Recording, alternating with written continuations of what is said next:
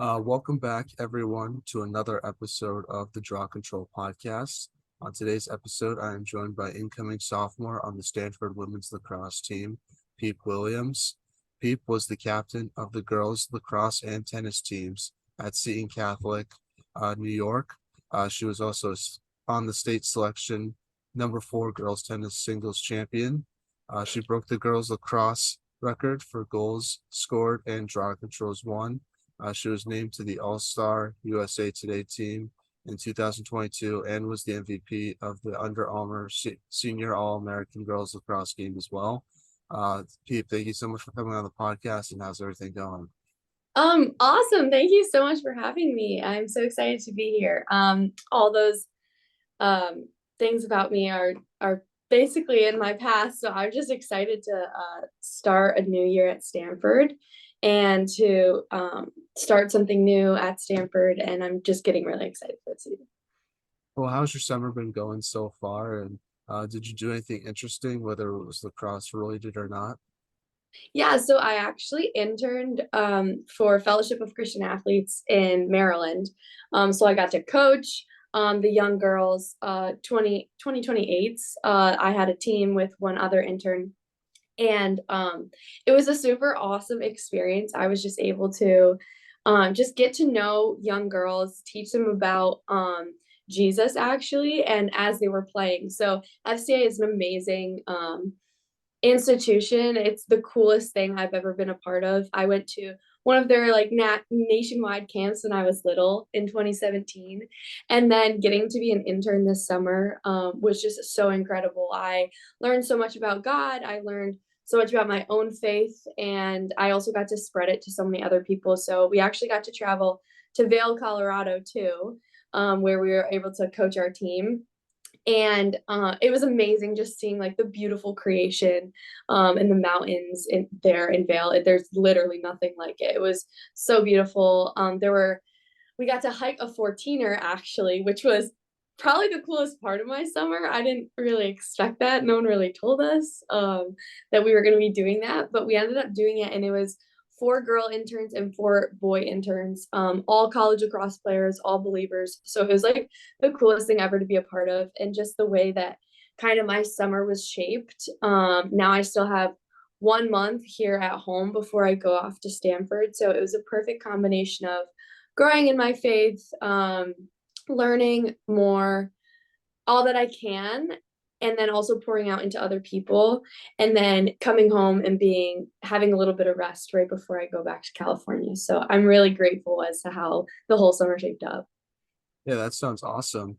Um, does sort of coaching those younger players sort of obviously it gives you sort of a different perspective on the game. Do you think that's beneficial for yourself heading into next year, sort of getting that different perspective, and maybe you learn something about the game that you didn't know before doing this internship? Oh my gosh, yeah, totally. So, I've actually been giving lessons and coaching here in Binghamton for the past two years. So I've like had a good amount of experience with coaching. It's definitely something I want to do after I graduate too, which is really exciting. But being a part of like a team where there was actually, I mean, I've done a ton of lessons. That's kind of my thing. But like being a part of an FCA team actually, and getting to coach with like actual coaches and me just like being like the assistant kind of, that was really cool because I got to see like healthy coaching styles, unhealthy coaching styles, and then also implementing my own kind, but also like seeing Christ as the foundation of the entire reason why FCA plays lacrosse was just so beautiful and awesome, and definitely something that I'm going to take into like this year for me personally, as being like the whole reason I play, sharing it with everyone I can, and just like understanding ultimately that like there's no win or lose when it comes to like sports. It's just like we win or we learn. And it's just like so beautiful how these young girls basically just like played their hearts out and just were smiling whether or not they won or lost. Coming off the field was just like a beautiful thing to see. And I think really important for like a college athlete to kind of understand, because there is a ton of pressure, but it's also like you want to go out there and you want to have fun. And that's something that like Danielle Spencer does such a good job of at Stanford. And it's just something I learned this summer that I think is awesome.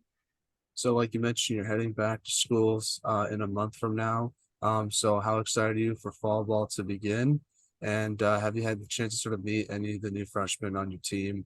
And what are some of your goals and expectations for next season when you sort of think about it now? Yeah, good question. So I am so excited to go back to campus. Over the summer, obviously, like when I was so in depth with my internship, I was like, oh, I don't want to leave. But now having this perfect like little month of just like peace and quiet and relaxation at home, I am so pumped to get after it. Obviously, like here in Binghamton, there aren't a ton of lacrosse opportunities to play. So even though I've had a good amount of like coaching and opportunities of that. It's really nice to go back with my teammates and just understand like feeling so loved every single day, getting out. And that's like probably one of the biggest differences I'd say from going from Binghamton to going to Stanford and playing on a collegiate team is really just like not just because I know everyone says like, oh, the speed of the game. But for me, it was like just how often I played. I mean, I got to train with my dad like every single day. And then like on Sundays, I'd drive up to Rochester and I would be able to play for Monster. That's the club team I played for. And so it was like train all week. And then like my Super Bowl was on Sunday. Whereas like now I have to perform every single day I'm there. So that's a huge difference for me, but it's also such an amazing blessing because I love the sport so much. So getting to play every single day is just like so incredible and I'm so grateful. So yeah, I think our season is going to be so different. We have a ton of new incoming coaches for assistant coaches, but someone who I was really close with was the volunteer assistant last spring, and now she's a full-time assistant. And her name's Grace Kennedy, and she literally deserves it more than anyone else. She helped me, like brought me to church every weekend last spring when I really needed it, and her and I grew really close. Like I had injuries and she helped me get back to play, and also just like new coaches coming in, new faces, being so excited, ready. She's very pumped up and encouraged to play. So I mean to coach. So I'm just so excited to be able to have like a whole new atmosphere, but it's all going to be so positive, and we want to win so badly. And all of this stuff happening with the Pac-12, like we'll get into that, but I'm not really worried because Stanford is Stanford. So Yeah, we'll obviously get into that in a couple of minutes, but I sort of want to transition and talk about the beginning of your lacrosse career before you went to Stanford. So obviously, like you mentioned, you're from Binghamton, New York. So talk about growing up there and how'd you start, playing lacrosse. yeah, so Binghamton, New York is a very unique place. I'm really blessed to come from here. But it was really just like a foundation for me to like, it gave me all the tools to be able to like grow and like just become something bigger than myself, which I think is so incredible. I went to Seton Catholic, but I started off in the little elementary school, St. John's. And so I started playing lacrosse when I was in second grade. The Easter Bunny brought us a rebounder, and I was like so angry. I was like, I didn't want this. Like, what is this? But I remember I got out there and my dad was like, you got to do everything with your right hand that you do with your left. So, and I was so mad because I'm a righty. But this year, actually, for my team, I had to play on the left side. So I was like the lefty for our team because we didn't have any lefties. So I guess all that suffering or whatever like paid off. So everything happens for a reason. But Binghamton is like such an amazing place because I have just had like a million opportunities. Like it's not everywhere that like a kid gets to score like 400 goals in their high school career. Like that's like not normal. So it's like, and that was just like an opportunity for me. The competition of play, like it pushed me because I got like double teamed, triple teamed in like junior year, senior year, like off ball. So it was like it really made me a better player. And even though the people around me were kind of like skeptical, like what is this girl doing driving to Rochester? What is this girl doing like all over? It was kind of just like an opportunity for me to be like, hey, I'm kind of gonna be off doing my own thing, but like then when I committed to Stanford, people were like, wow, like hard work pays off and like I want that. And so I've been able to like I started my own LLC, Peep Williams Enterprises, and now I give lacrosse lessons for young girls, teach them about the college recruiting process. And that's just an opportunity. Whereas like if I lived in Baltimore, like everyone does that. Whereas here it's like, that's kind of my thing. That's what I've really focused on, growing my brand. And I think it's so beautiful to be able to have an opportunity to live in a place like this where I can kind of be the forerunner of my sport, and like encourage young girls to be able to play the sport, because the sport has given me so much. And also something too that I'm actually announcing later tonight, but Dick's Sporting Goods is from Binghamton, New York. The first ever Dick's is in Binghamton, New York, like downtown, like right at the very heart of Binghamton. And they just like created this house of sports, which is like the largest Dick's Sporting Goods in the entire country, right in Johnson City. And I'm actually announcing that today I'm getting an NIL deal with Dick's. And so like that's something that, like, being a part of the Binghamton community, like working my butt off as a young girl, like now is going to be rewarding me. And like now I can give back to like my town and basically be like, hey, like I can be someone that, even if there's not a lot of like really hardcore sports here, like it's something I want to grow, and like it is an opportunity. And like for young girls especially, just being a role model that they can look up to, being like it is possible to be from a town that there are just so many opportunities. Like see it as an opportunity, don't see it as like a pitfall, and then you'll be able to move on and like grow into something, and then maybe go off to California, but then always come home and be really grateful for everything that this place has brought you. That's cool about the NIL deal. Congratulations on that. I'm Thanks. excited to see what that brings, what opportunities that brings you. But going back to sort of you growing up, did you like have a favorite player growing up? And if so, like who are some of your favorite players and teams that like you like to watch as a kid? Yeah, I'd probably say I didn't watch a ton of lacrosse because I was very soccer heavy until probably like sixth grade, seventh grade. But I remember watching Kayla Turner and being like, I want to be just like her. She's so good with her non-dom hand, like her left hand. You can't tell what hand she is, and that's something that I like really prided myself on doing. Like I wanted to be like that, and also she's so creative, like throws trick shots everywhere. And I remember I swear in high school the only thing I practiced was trick shots. Like I kind of expected myself, if I was right in front of the cage, to be able to score. And so I was like, I'm gonna practice all these trick shots. And then when I would go to like camps and stuff, like the behind the back didn't really grow to be a thing until probably like 2, 3 years ago. But like I was like, I'm gonna be doing that in seventh grade. Like I want to be the one to stand out. So she was totally my inspiration for that, because she just had no shame in like trying trick shots all over the place. And like if they didn't go in, like so what? That was kind of her thing. And so she was like a huge inspiration to me growing up. Before college, you played for your high school lacrosse team at Seton Catholic, where you had a ton of individual and team success, like you mentioned. Just talk about your high school lacrosse experience, what you sort of took away from it, and what's like sort of your favorite memory from Seton Catholic, and how do you think your experience in with Seton Catholic helped prepare you for college lacrosse at Stanford? Yeah, so well, I started playing on varsity in seventh grade, which was an awesome opportunity because my sister played lacrosse with me. She's 4 years older than me, so playing like seventh and eighth grade like was very crucial for me. I was like, I'm gonna make it a goal to make varsity because I want to play with my sis.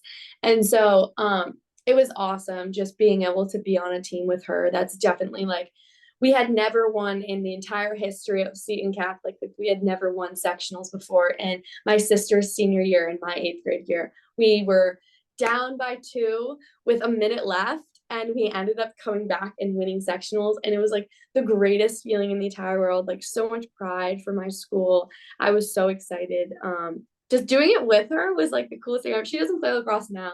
She graduated from the Naval Academy last year, but she just like was such an inspiration for me, just like the hardest worker, like an amazing athlete. Like she never even had a stick in her hand outside off of the lacrosse field, but she was a defender, so she was just like running, grinding all the time, like just an amazing athlete. And getting able to play like with my sister was like the coolest thing ever. But something, I mean, I had a lot of coaches along the way at Seton, but then towards my 10th, 11th, 10th grade was COVID, unfortunately. But then my 11th and 12th grade year, as a captain, like my coach kind of gave me the lead, which was a little strange. I didn't know if that's something that I wanted to do, but I felt like, all right, like if my coach wants me to do it, like God is calling me to do it. And so I basically like helped coach my team, like helped with drills. I've just seen so much more lacrosse than the girls on my team. So it was like really awesome to be able to help teach as I was playing. And so I think it was awesome opportunity for me to have so much like publicity in high school, but ultimately like I think Seton just being a part of something where I was like, wow, I get to like experience it, but also teach people and like encourage the sport, because now girls lacrosse at Seton obviously like isn't as like exciting to watch because girls aren't really invested. So now I get the opportunity to come back and like give lessons to girls who actually do want to be set apart. And so it gave me a ton of opportunities, but I was just really blessed to be able to have like the community supporting me through my entire lacrosse career. Now, sort of just talk about playing in the Under Armour All American game last year. I saw that part in your biography, which really caught my eye. You won the MVP of that game as well. So what was that experience like for you, especially being the MVP of that game? Yeah, it was so cool. I remember it's kind of hard to remember because it was so long ago, but I think the coolest part about that was basically just like seeing how like I basically went from like not being able to walk like 2 days before to actually playing in the game and then getting the MVP. I was literally just training in like 2 days before, literally 2 days before I was supposed to go to Maryland. And I like stepped on a ball that had rolled out of the cage and completely like cracked my ankle. Like I heard it crack. It was gross, but I black and blue everything. I was like, wow, like I'm not, this has been my dream since 7th grade and I'm not gonna be able to play. And then just like the healing power of God, like I don't know why it happened, but I remember I was just like so excited to play. And my dad and my mom were like, there's no way you're gonna play. Like you clearly have like a sprained, if not broken. We didn't even have time to go to the doctor's ankle. And I'm like, I'm playing. Like this is how it's got to be. Like I wanted to play in this game forever. And then just like there's so much adrenaline going because like the stage is just like packed and the gear is so cool and everyone is around you just like cheering and like chanting USA, and it's just like a beautiful thing that I think they have going because little girls like want to play in that game since they're so little. And then the girls who actually do end up playing, it is just like the biggest blessing ever, basically going out and just playing for fun. Like that was one of the first games where I played for fun. I was like, I'm already committed. I already made this game. Like, yes, it's on TV, but like, who cares? I'm playing with three other of like my commits that I'm going to be playing with on college. And I think I honestly just blacked out during the game. I remember like it was just so cool being out there, being with so many amazing people. And then like not even I wrapped my ankle twice, had a brace on it, like two braces on it. And I remember I got cleared right before the game. The trainer was like, just go play. And I didn't even start the game. My coach was like, we'll put you in for a couple reps. Like, and then I ended up like playing so well just by the grace of God. And I thought it was like a beautiful testament to basically how like no matter how injured you are, like if you really love the sport and like God just like puts you out there, like he's going to show that like you don't need your own strength, like you can do all things like through Christ. So I think it was a really cool opportunity to show that. Now, talk about a recruiting process with Stanford and what made you want to go there versus other schools you might have looked at. Well, first of all, Danielle Spencer, my head coach, is literally the best recruiter in the entire world. Like she sells the place like there is nowhere else to go in the entire world.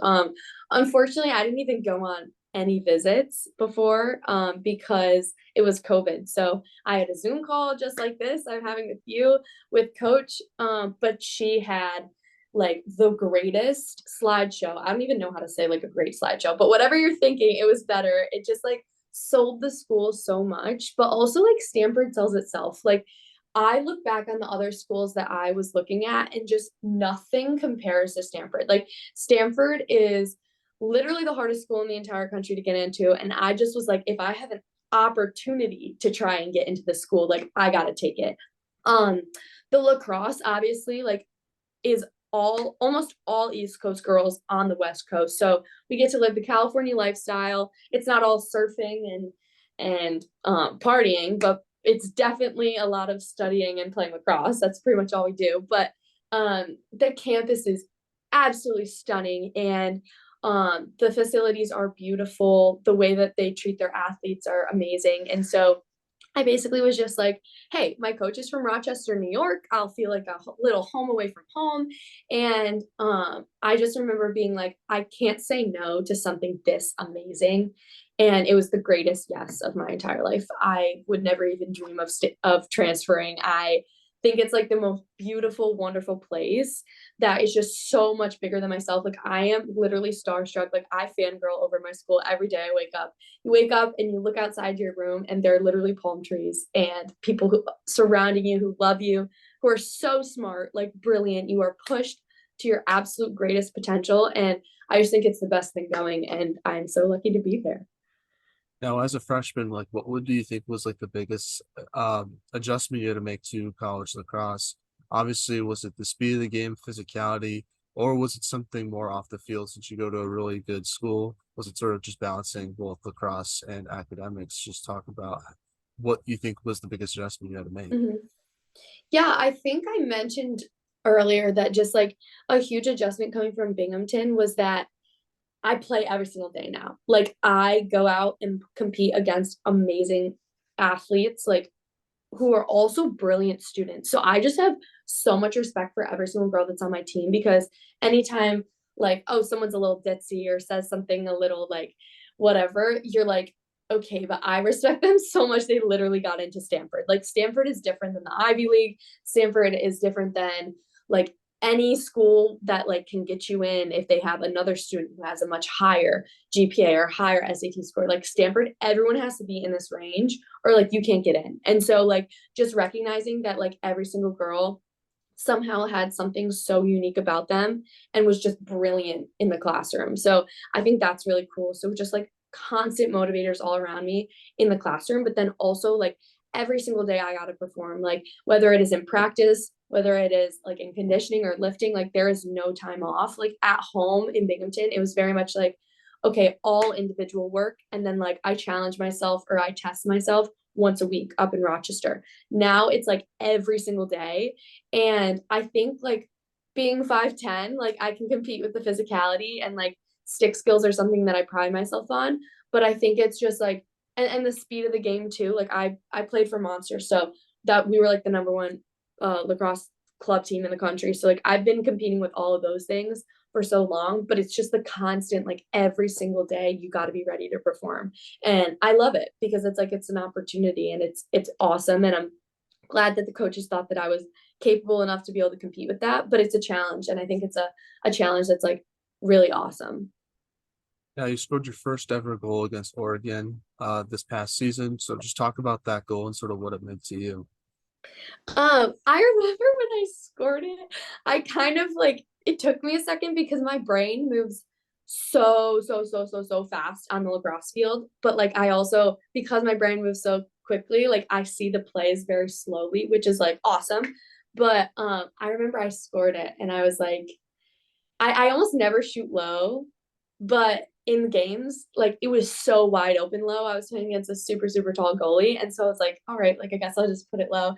And after I beat my defender, I was like, whoa, like I guess I'll shoot it. So I shot the ball. And I remember I was like, it took me a second. Like if you watch, it's basically like I kind of look around and then put my hands up and then I threw my stick and made and did the funniest clap ever. And I remember all my teammates watched it back and they were like, Peep, what was that? And I was like, oh, I was so embarrassed. I was like, I don't know how to celebrate. I've never scored before. So it was just like the coolest thing ever. I remember being so happy and like also like when you're a freshman and you score, like all of your teammates around you are like, oh my gosh, like they know it's your first goal too. So even if you're kind of out of it, your teammates recognize it and like they're just so proud of you and so excited. So I felt all the love in the world. It was awesome. Now let's talk about your team's performance this past year. So obviously you guys lost Colorado in the Pac-12 tournament. Mm. What'd you learn from that experience that's going to help you moving forward in your collegiate career? And overall, what will you take away from your freshman year when you look back on, your team's performance? Yeah, that was just like a fluke. Like I don't even know how to say it other than like other schools and other sports play series and we play one game to determine like a huge like matchup And so we just had a bad game and Colorado had a better game. And so we ended up losing. And obviously like our season wasn't great either, but like that's kind of just how it seemed. Like it was like we had a bad game. You only played one bad game. When teams in the Pac-12 play the Pac-12 champions, like they play like it's our Super Bowl. So everyone was out to get us. Our coach knew that ahead of time, but we just didn't perform. And so obviously like it's a nice feeling to be like, we don't have a target on our back anymore. Like we are the one placing the target. So I'm really encouraged, really excited. Also like it's nice being a freshman having lost and not like a different year having lost, because now I'm like, I'm hungry. Like I want to experience a championship, whatever that championship may be. Like I'm just so stoked to be able to be a part of it because I know it's coming. Like I mean, obviously I didn't pick the school because I'm like, oh, like we have to, like the only reason I'm here is because of sports. But like I did pick so that we can win. And so I'm just so excited. Like I feel like I played like such a freshman last season. Like I was hurt for 5 games. I had to work my way back in the lineup. Like I honestly just felt like I kind of sit back and like learn so much, which is super healthy and so awesome. But like I'm kind of over that. Like I'm ready to go in being like full speed ahead. Like I'm no longer the baby anymore. Like I have to take a leadership role. And so I'm really excited about that. And there's just like so much potential for this coming season. Now, individually, what would you say is like the biggest improvement you've made to your game? Because just looking at your stats, like you mentioned, you were hurt for some games, but it seemed like as the season progressed, you just got better and better. And I don't know, I really thought you did a lot of good things during your freshman year, and it was really cool to see how much you've improved as an offensive player. But what would you say was like the biggest improvement you made to your game? I would say probably just like now, since I played only on the left side, like I only played on the left side, I was very much like catching traffic, like finish. That's what my coach wanted me to, but I didn't get a ton of opportunities there. Now we have a ton of lefties coming in, which is awesome. So I'm going to be able to use both hands and just go back to like my very much like dominant style, like very much like go hard to cage. If it's not there, pick my head up and pass it. Like I love being a feeder, which I don't think was utilized a lot last year because we did have Ashley Humphrey, who's like the best feeder ever of all time. So it's like she was amazing to learn from. And now that kind of like she's passing the baton, like I want to be the first one to grab it. So I think like probably feeding my vision for the field and just being like a more dominant player, I think I'm really excited about. Now, we sort of teased this in the beginning of the episode, but you play in the Pac-12. Obviously, this upcoming season might be the last year with the Pac-12. So what's it like being a part of that conference? And as a lacrosse player, what's your sort of thoughts on the realignment that's taking place? Obviously, it's meant for college football, not really for Yeah. college lacrosse, but Stanford was one of the few teams to be left in the Pac-12 and from a lacrosse perspective, you guys would be only playing, I think, Cal if the conference would stand. So, what's your sort of thoughts on the realignment and all that stuff? Because obviously, it affects you in a negative way. Yeah, I'm not worried. I mean, Stanford is Stanford. We're not the kind of school that like needs other schools in order to like succeed. And so we're gonna figure it out. I have full faith in the athletic people running the show because we win all the time in like every sport. So teams are going to want to play us. In terms of the lacrosse, like it's tough because we're not a money revenue sport. Like everything runs off of football, unfortunately, and TV contracts. And so I've done a lot of, I kind of want to be a news broadcaster someday. So I've done a lot of research in this. And I'm lucky enough that I picked a school that we really focus on the athletes. We focus on the athletes' mental health. And we also, like, we're Stanford. Like, there's no problem. I have a lot of pride for my school and a lot of respect for the people who are there. We have the smartest people on the market there working for us. So I know like whether or not we play in the Pac-12 this year or next year or wherever it is, like we're gonna find a home, and I'm just like really excited because that means more teams that we're gonna play. So I'm really grateful for that. Yeah, and if you hear any of the rumors, I've heard Stanford might join the ACC, which will be good for you guys because obviously a lot of good lacrosse teams play there, even though the travel Yeah, might not be ideal. But unfortunately, that's sort of the reality that we're in collegiate right. athletics with that. So that's not just your team that's going to have to face that. Yeah. Now let's get into a rapid fire segment that I call the non-lacrosse segment, where I ask you some non-lacrosse questions to get to Okay. know you a little bit more off the field. So first one is, if there was a movie made about your life, who would you want to play yourself and why? Okay, I think probably um Jennifer Aniston, because I think she is literally like the coolest, best actor ever. And I think she's just like so beautiful. And like, so I would be like, oh, I'm represented by her. And then also basically just like hilarious. So I think she's awesome. What music do you like to listen to? I like Christian music. I've recently gotten really into that. I like rap and I like country. What is the most underrated holiday and what's the most overrated holiday? Underrated holiday is Thanksgiving. I don't think it gets enough credit. I'd literally say that's my favorite. And then overrated is probably Christmas because everyone says it's number one, but like it only lasts for a short amount of time and then it's over. And then the day after Christmas is like the saddest day of the year. Yeah.